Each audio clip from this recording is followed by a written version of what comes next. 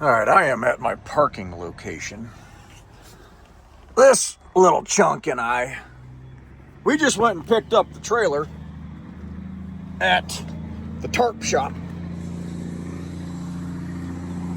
I was having an issue with the tarp falling down in the front. Dean's bagging that truck out. That's a good looking old 379. Got a few guys that park right here next to me that have some really nice pieces of equipment. They're old 379s, and that thing, you can hear it, it sounds good. But again, I just picked this up over in Brimfield, Ohio at Aero Tarp, A-E-R-O. And I'm gonna hop up in there and show you guys what they did. Gizmo's in there, acting the fool. Let's see what he's doing. Hey boy. You all right? We're leaving in just a minute. Calm down. But I'm gonna hop up in here and show you this. Do this one-handed, but there's that fine old Peterbilt. No def on that truck. Okay. Open the door. Be a little bit dark, but you guys can still see what they did. So what was happening is my tarp here in the front kept falling in. Every time I would roll it back, it would always drop down. So what these guys did, here's the manufacturer's arch. They put this piece in. So they fabricated and manufactured that arch bow right there, right behind the factory bow, to keep the tarp from dropping down in there. And I tell you what, this is some good fabricating right here. And whoever their welder is, holy smokes, I told the lady that is our point of contact, whoever your fabricator is, that dude is good. Look at that weld job. That's perfect. So that should solve the problem. I tell you, I'll give it to those guys. They did it up right. But I'm empty, as you can see. If you think back a couple videos, I was in Lake Station, Indiana, getting the trailer washed out for next week when I head out. I don't know if I'll need a washout, but I did it anyhow just to be safe. So this is what the inside of the trailer looks like, empty, tarped up, the whole 9 yards. But yeah, these guys did a great job. Good for them. I really appreciate them taking care of me with that. So, but I'll tell you guys, Oakley has a phenomenal reputation. Again, they're very picky about who they work with, who they hire as owner-operators, who they allow to lease on, and the service that we get because of that reputation is phenomenal. But then again, the service we give is phenomenal also. I think so. I'm a little bit biased, but that's my opinion. Okay, good deal. It'd be a rainy day, rainy weekend here in Ohio, but that's cool. It's all good. Truck is running good, looking good. I think so. Outstanding. We're gonna get at it. Catch y'all in a little bit.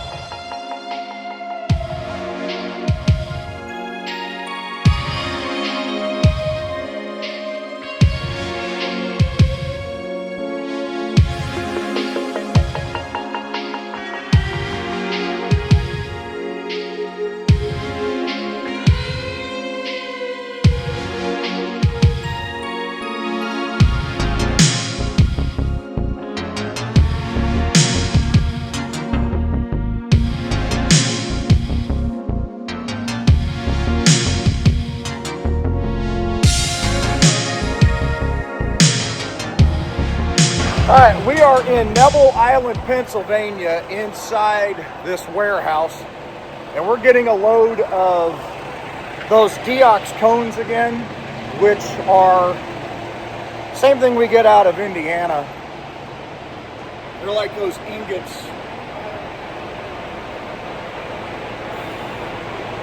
So they're going to be chute loading them, and they'll be dropping shortly.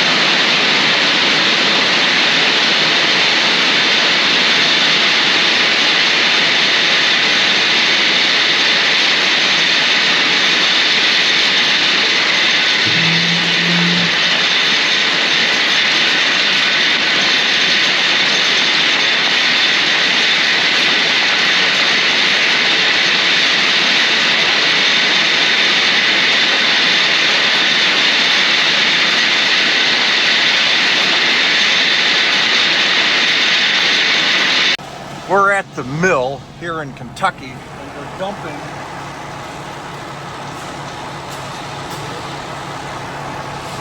you can see the hoppers down there. We're dumping into those hoppers, and there's a gentleman back there cleaning up the grill so we can raise this thing up and get some more off.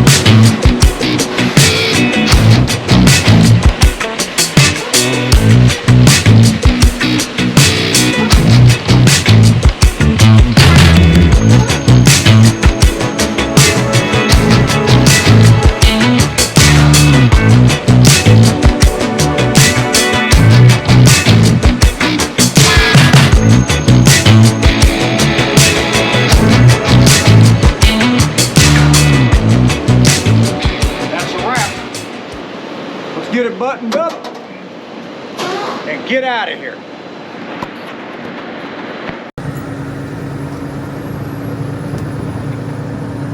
All right, good morning. We are rolling into Louisville.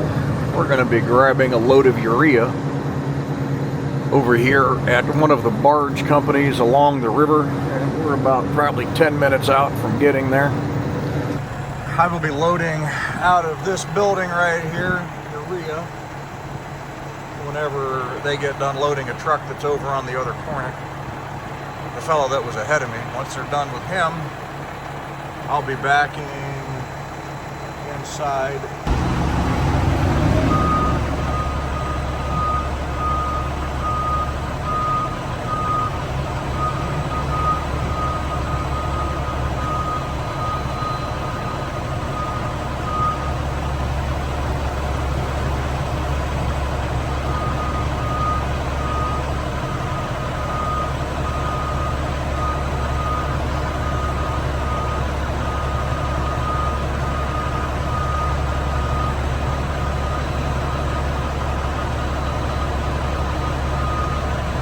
Told him I wanted 45,000. That's going to put me right around 79.7. So we'll be just under 80K.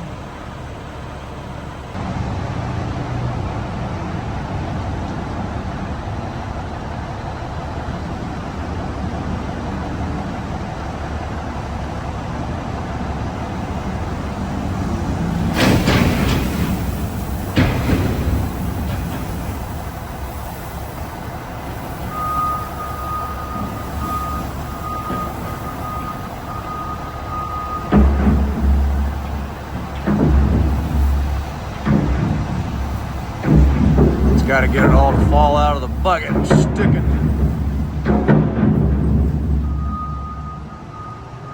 There you go. He's finishing me up here on the scale. And this is great when they do this. Loading that right up to 79.4. Shipper's choice. Hey everybody, welcome to Missouri, Western Missouri, on Interstate 70.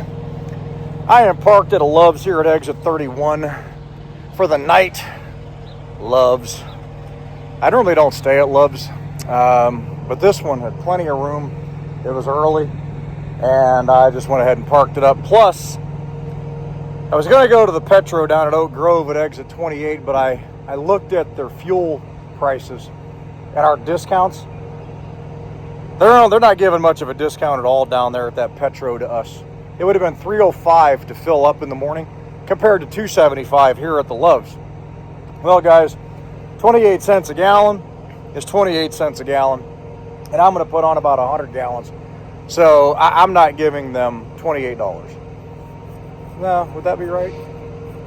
Yeah, that'd be right. I'm not giving them $28. So I'll save my 28 bucks, get a shower here, do what I got to do, and then bounce over to Abilene to deliver this urea that you just saw me load. So yeah, I'll leave about 5 in the morning, get through Kansas City, get through Topeka, and be over there around 8. So it should work out really good. If you're interested in Oakley, hit me up, Jimmysroadlyfe, LYFE @gmail.com. Happy to answer any of your questions. So yeah, that's that. Scripture today. I want to just kind of pick back up on something that I had discussed a few weeks back, or a few videos back. And it was when Jesus was flipping over the tables in the temple with the money changers and the tax collectors. And he said, "Look what you've done to my Father's house." And he basically physically threw them all out of there. And I said in that video that Jesus was a tough guy. He didn't play around. And, for us men, that's a good lesson for all of us. We're called to be kind. We're not called to be weak, and we're not called to be meek. We're called to stand for truth. We're called to stand for what's right. Jesus is not nice. Everybody thinks that Jesus is nice. He's not nice, he's kind. But he ain't nice. He is a dude, and he does not worry about everybody's feelings. He worries about the condition of your heart and the condition of your spirit in relationship with the Father, but he really doesn't give a rip about how your feelings change from one moment to another. In Matthew chapter 23, Jesus told the Pharisees, who were, as you know, the religious leaders of the day, 6 times he called them hypocrites to their face, emphatically, and flat called them out for their crap. And that took some stones, because those people ultimately killed him and put him on the cross when they took him to Pilate. And Pilate released Barabbas, the hardened criminal, to the people and crucified Jesus. So Jesus certainly wasn't someone that stepped back and said, well, I don't really want to say anything. I don't want to hurt their feelings. That wasn't him at all. He was straight to the point in almost every case. And I hate to use the phrase in your face, but he was kind of in your face. So men, speak boldly for the truth. Speak boldly for what's right. In our society, well, I don't want to say anything because I don't want people to get mad. They'll get over it. And if they don't, oh well. They're going to get mad anyhow. Stand up for what's right. Just as Jesus did in Matthew 23, when he told the Pharisees 6 times they were hypocrites. Y'all have a wonderful day. God bless you. Hope you enjoyed the video. If you can, give the video a thumbs up or a thumbs down, whatever you think it deserves. Either way, subscribe if you haven't already. I would really appreciate it. And hit that like button. That really helps me out. Again, Jimmy's Road Life, LYFE @gmail.com. God bless you. Take care. Peace out.